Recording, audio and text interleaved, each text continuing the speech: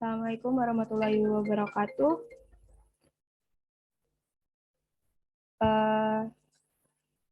Kami dari kelompok 5 yang beranggotakan Intan Nurulaini, Nelisa Lanisa, Faris Azhar Alfira, dan Yuli Liana Sari.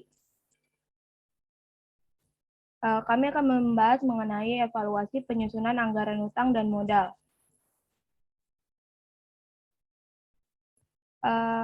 Perkembangan zaman yang semakin cepat menimbulkan terjadinya persaingan dunia usaha. Maka perusahaan dituntut harus memiliki kemampuan yang kuat dari segi finansial, manajemen, dan produk yang dibutuhkan oleh konsumen, agar dapat bertahan di dunia usaha dalam jangka waktu yang lama.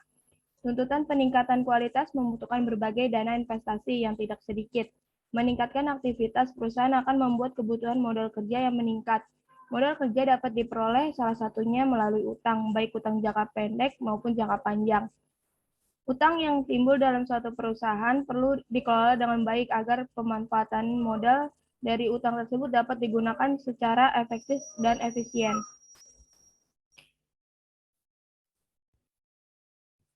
Pengertian anggaran utang. Utang disebut juga modal asing. Modal asing disebut juga dengan modal eksternal, di mana modal yang berasal dari luar perusahaan yang sifatnya sementara di dalam perusahaan. Utang adalah kewajiban debitur untuk melaksanakan sesuatu kepada kreditor selama jangka waktu tertentu. Anggaran utang adalah anggaran untuk memperoleh dana membayar utang. Jenis-jenis utang. Ada dua jenis utang. Yang pertama itu utang jangka pendek dan utang jangka panjang. Utang jangka pendek atau utang lancar, utang yang jangka waktunya kurang dari 1 tahun, seperti utang usaha, beban terutang, wesel bayar, dan kredit modal kerja. Selanjutnya ada utang jangka panjang. Utang yang jangka panjang waktunya lebih dari 1 tahun, seperti utang obligasi, kredit, investasi, dan utang hipotek. Selanjutnya ada utang jangka pendek. Utang usaha adalah utang yang terjadi sebagai akibat membeli barang atau jasa secara kredit untuk keperluan rutin. Utang usaha terdapat pada bermacam perusahaan, termasuk perusahaan dagang, utang usaha kebalikan dari piutang usaha. Beban terutang atau akrual beban adalah utang sebagai akibat pengakuan beban. Pada saat terjadinya walaupun belum dibayar, beban terutang antara lain utang gaji dan upah, utang bunga, utang pajak, utang sewa, dan lainnya. Wesel bayar merupakan kebalikan piutang wesel. Utang wesel terjadi karena suatu perusahaan mengeluarkan suatu pengakuan utang yang berisikan kesanggupan membayar sejumlah uang tertentu kepada pihak tertentu dan pada saat tertentu. Biasanya berjangka waktu kurang dari 1 tahun. Selanjutnya akan dijelaskan oleh teman saya.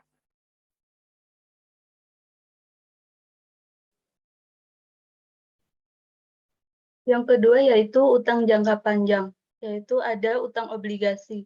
Adalah utang uang untuk jangka waktu lebih dari 1 tahun yang dikeluarkan debitur dalam bentuk surat pengakuan utang yang mempunyai nilai nominal tertentu.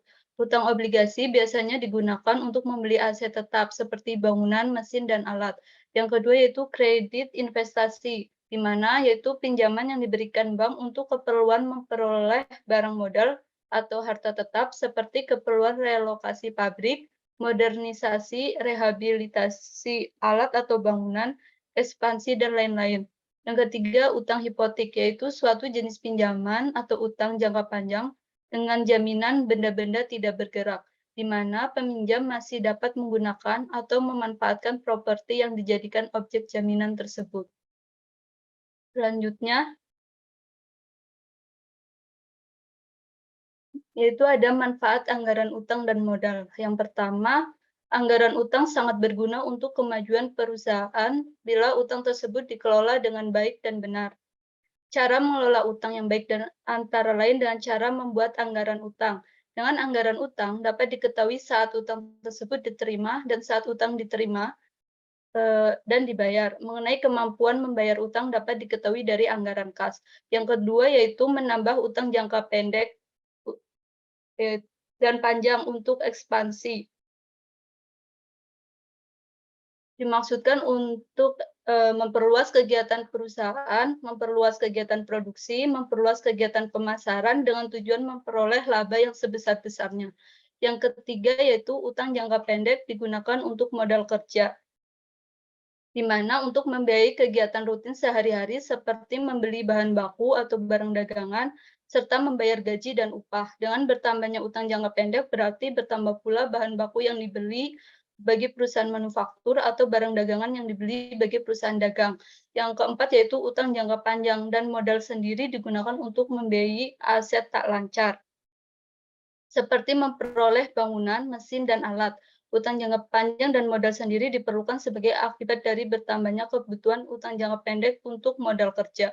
Yang kelima yaitu utang jangka pendek, panjang dan modal atau anggaran utang meningkatkan volume barang yang dijual, meningkatkan laba, dan meningkatkan rentabilitas pedoman dalam pelaksanaan pekerjaan dan alat pengawas dalam hal pembayaran utang.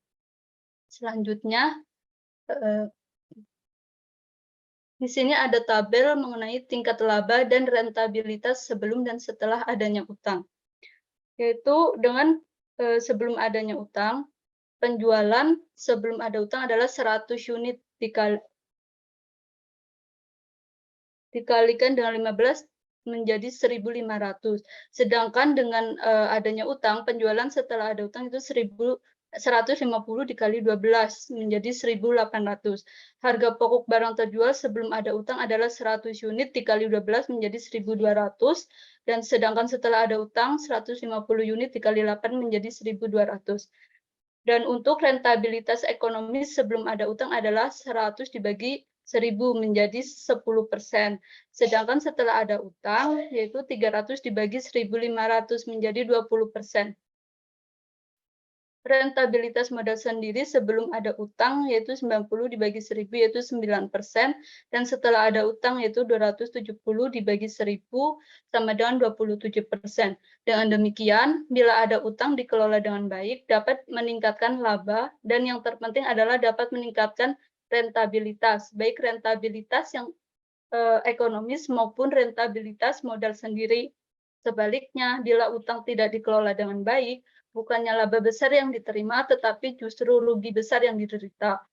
Oleh karena itu, anggaran utang sangat penting dalam rangka usaha meningkatkan laba dan rentabilitas pedoman dalam pelaksanaan pekerjaan dan alat pengawas dalam pembayaran utang. Selanjutnya,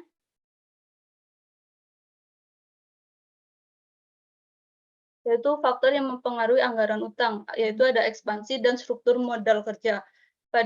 Pertama, ekspansi. Pada umumnya, ekspansi hanya membutuhkan tambahan modal kerja karena perusahaan bekerja pada kapasitas produksi yang sudah ada. Untuk memperluas kegiatan perusahaan, memperluas kegiatan produksi, kegiatan pemasaran dengan tujuan memperoleh laba yang sebesar-besarnya. Lalu struktur modal kerja, yaitu komposisi modal asing dan modal sendiri yang digunakan perusahaan untuk menjalankan kegiatan operasional perusahaan. Ada dua aturan struktur keuangan konservatif, yang pertama vertikal dan kedua horizontal. Selanjutnya,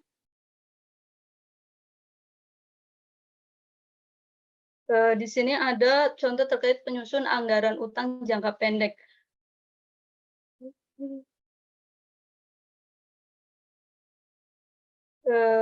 Di mana PTS memiliki pembelian dianggarkan selama 3 bulan. Sebagai berikut: Januari 20.000, Februari 30.000, Maret 40.000, maka jumlahnya yaitu 90.000. Kebiasaan membayarnya yaitu 50% dari pembelian setiap bulannya dibayar dalam waktu 20 hari setelah bulan pembelian. Lalu 30% dibayar dalam waktu sesudah 20 hari dalam bulan yang sama, dan 20% dibayar dalam bulan kedua setelah bulan pembelian. Dengan demikian, dapat disimpulkan seluruh utang usaha yang dibayar kepada pemasok atau kas keluar sebesar 87.750, yaitu bulan Februari 15.500, Maret 27.750, April 37.000, dan Mei 8.000. Jumlah pembelian selama 3 bulan sebesar 90.000, yaitu seluruh utang usaha yang dibayar kepada pemasok sebesar 87.750, ditambah potongan pembelian sebesar 2.250, terdiri atas bulan Februari 500, Maret 750, April 1.000. Selanjutnya, next.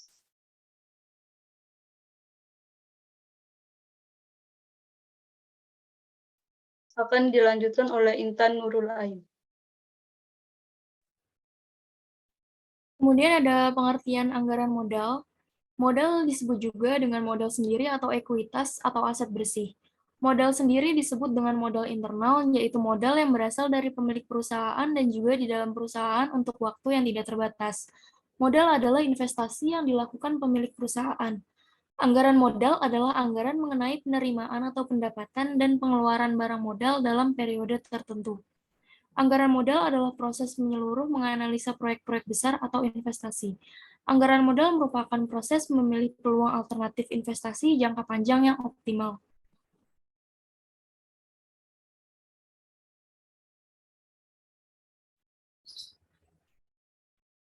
Kemudian ada jenis modal kerja. Modal kerja permanen adalah modal kerja yang selalu harus ada dalam perusahaan agar perusahaan dapat menjalankan kegiatannya untuk memenuhi kebutuhan konsumen. Modal kerja permanen dibagi menjadi dua macam, yakni yang pertama ada modal kerja primer, yaitu modal kerja minimal yang harus ada dalam perusahaan untuk menjamin agar perusahaan tetap bisa beroperasi. Yang kedua ada modal kerja normal, yaitu modal kerja yang harus ada agar perusahaan bisa beroperasi dengan tingkat produksi yang normal. Produksi normal merupakan kemampuan perusahaan untuk menghasilkan barang sebesar kapasitas normal perusahaan. Yang kedua yaitu ada modal kerja variabel, adalah modal kerja yang jumlahnya berubah-ubah sesuai dengan perubahan keadaan. Modal kerja variabel dibagi menjadi tiga jenis, yaitu satu modal kerja musiman atau seasonal working capital, yaitu modal kerja yang jumlahnya berubah-ubah disebabkan oleh fluktuasi alam atau musim. Yang kedua yaitu modal kerja siklis, yaitu modal kerja yang jumlahnya berubah-ubah disebabkan oleh fluktuasi konjungtur. Yang ketiga yaitu ada modal kerja darurat, yaitu modal kerja yang besarnya berubah-ubah karena adanya keadaan darurat yang tidak diketahui sebelumnya. Misalnya adanya pemogokan buruh banjir, perubahan keadaan ekonomi mendadak.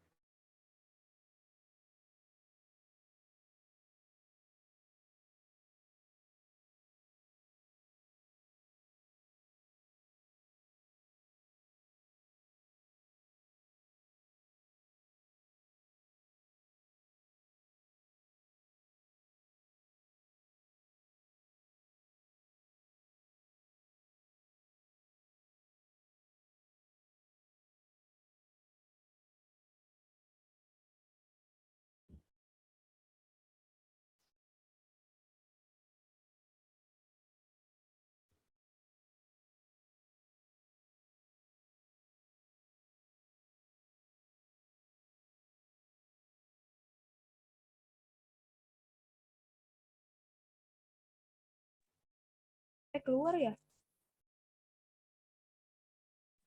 Matiin dulu recordnya. Gak apa-apa, lanjut aja.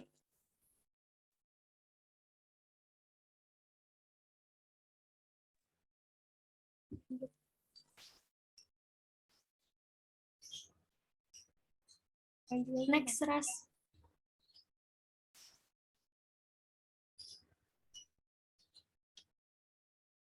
Kemudian ada tujuan penyusunan anggaran modal. Yang pertama yaitu tujuan perencanaan. Menyediakan perencanaan yang efektif dari pengeluaran modal dana atau capital expenditure. Yang kedua yaitu ada tujuan koordinasi. Menyediakan alat koordinasi antara capital expenditure yang dihubungkan dengan kebutuhan pembelanjaan kas, investasi dari berbagai macam kegiatan operasional, penjualan potensial, keuntungan potensial, dan return of investment. Yang tiga yaitu sebagai alat pengawasan, menyediakan alat pengawasan baik untuk minor maupun major addition.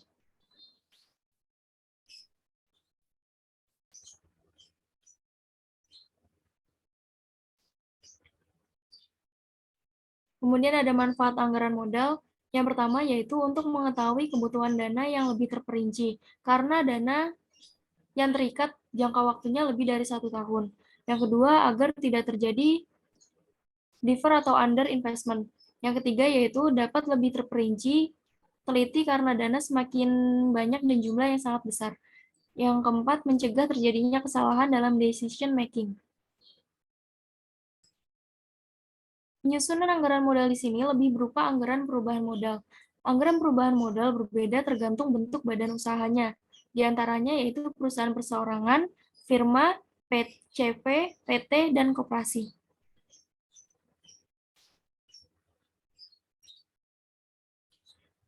Kemudian ada contoh dari perusahaan perseorangan. Modalnya dimiliki satu orang dan pemilik dapat menarik modalnya kapanpun untuk kepentingan pribadi. Tanggung jawab pemilik penuh tak terbatas terhadap utang perusahaan. Ada contoh dari pabrik General Shipper, anggaran perubahan modal bulan berakhir 31 Januari 2017.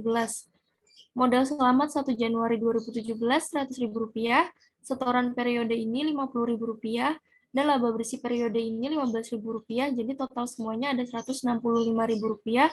Kemudian ada pref atau kebutuhan pribadi periode ini sebesar Rp10.000, dikurangi dari jumlah laba bersih periode ini dari 165.000 dikurangi 10.000.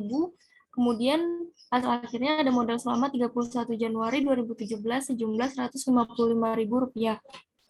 Selanjutnya akan dijelaskan oleh teman saya, Elisa.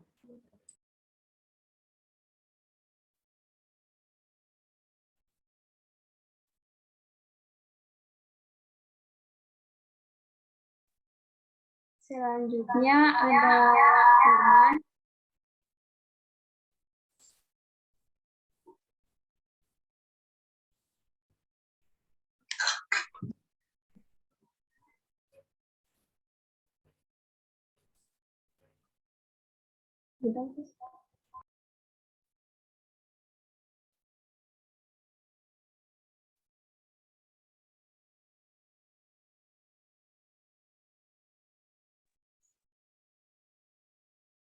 Selanjutnya ada Firman, di mana modalnya dimiliki lebih dari satu orang yang bisa menarik pref, namun masih memiliki tanggung jawab penuh. Contoh soalnya, modal grand awal Januari 2017, hasilnya modal grand awal Januari 2017 100.000, ditambah setoran periode ini 30.000, hasilnya 130.000. Dikurangi price grand 20.000, hasilnya 110.000. Ditambah bagian laba grand 110 dibagi 210 dikali 40.000, hasilnya 20.952 rupiah. Modal grand akhir Desember 2017 hasilnya 130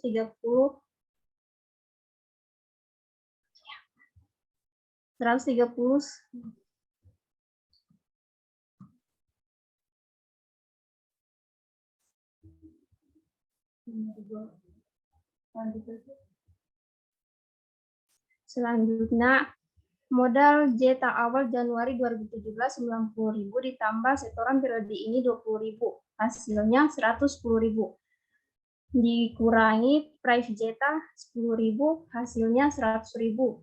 Ditambah bagian laba Jeta 100 dibagi 210 dikali 40.000 sama dengan 19.048 rupiah.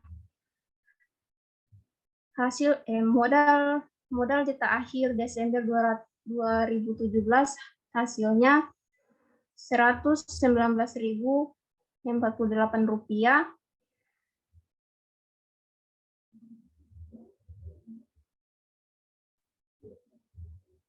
Ditambah dengan total modal Firman pabrik Bala Grand dan Jeta 31 Desember 2017 hasilnya 250.000.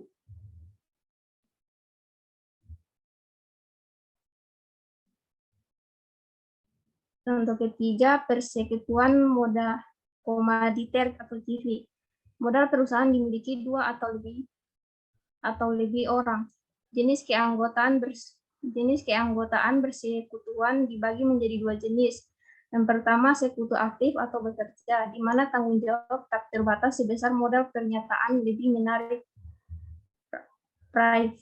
Yang kedua, sekutu pasif atau komoditer, di mana tanggung jawab terbatas pada modal di sektor tidak boleh menarik price. Modal struktur aktif, modal viral awal Januari 2017 100.000 ditambah setoran modal 20.000. Hasilnya 120.000 dikurangi Pravira 15.000, hasilnya 105.000. Ditambah bagian Vira 105.000 dibagi 195.000 dikali 30.000 sama dengan 16.154 rupiah. Modal Vira akhir Desember 2017 hasilnya 121.154 rupiah. Modal struktur pasif, yang dimana modal Batrix awal Januari 2017 80.000 ditambah setoran modal 10.000 hasilnya 90.000. Ditambah bagian laba Batrix 90 dibagi 195.000 dikali 30.000 hasilnya 13.846 rupiah. Jadi modal Batrix akhir Desember 2017 103.646 rupiah. Yang dimana modal TV Albion Citadel 31 Desember 2017 hasilnya 225.000. Selanjutnya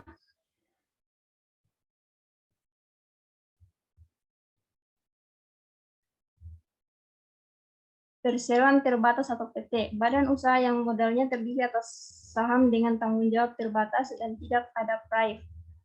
Biasanya modal saham yang disetor tidak berubah sehingga tidak perlu adanya anggaran perubahan modal. Yang perlu dibuat adalah anggaran laba ditahan. Pada tahun 2020, perusahaan kecap ABC yang berbentuk PT mempunyai data sebagai berikut.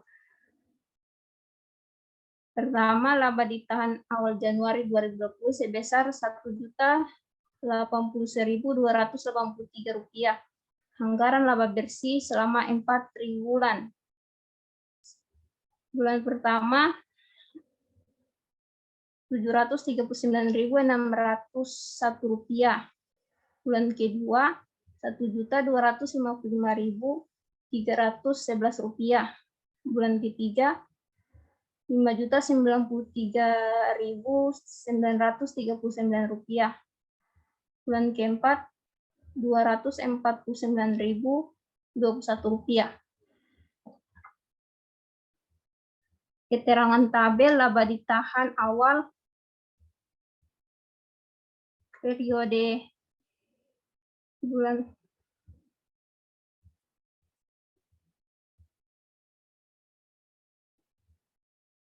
laba ditahan di awal bulan pertama Rp1.080.283. Bulan kedua Rp1.824.884. Bulan ketiga Rp3.76.195.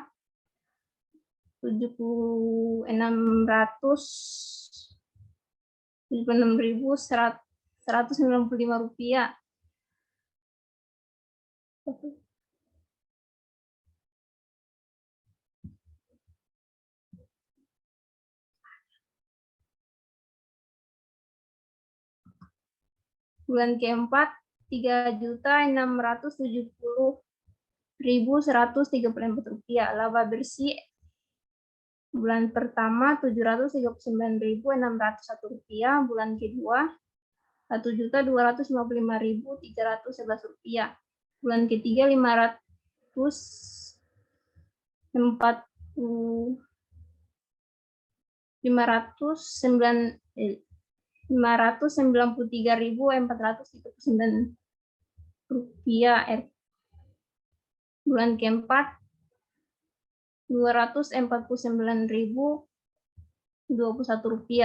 Laba ditahan akhir bulan pertama Rp1.828.884. Bulan kedua Rp3.078.195. Bulan ketiga Rp3.670.134.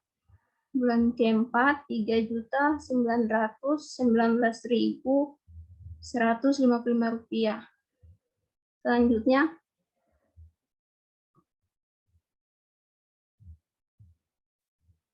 koperasi.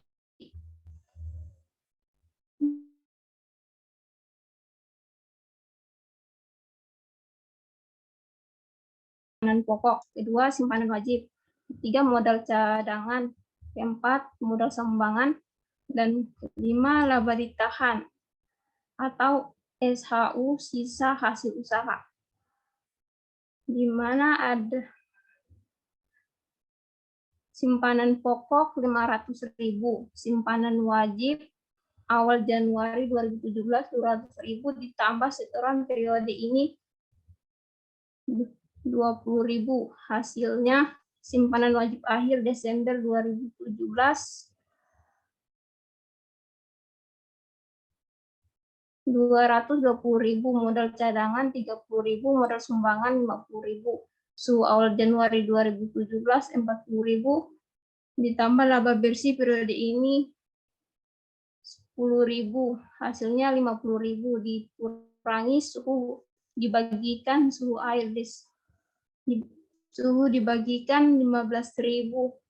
Suhu akhir Desember 2017 modal sendiri koperasi Agustus. Suhu akhir Desember 2017 35.000 ditambah hasilnya modal sendiri koperasi Agustus 835.000.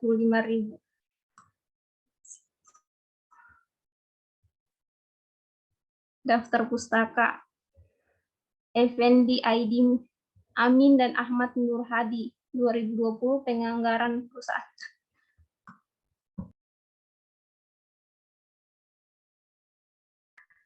Terus selanjutnya mengantar.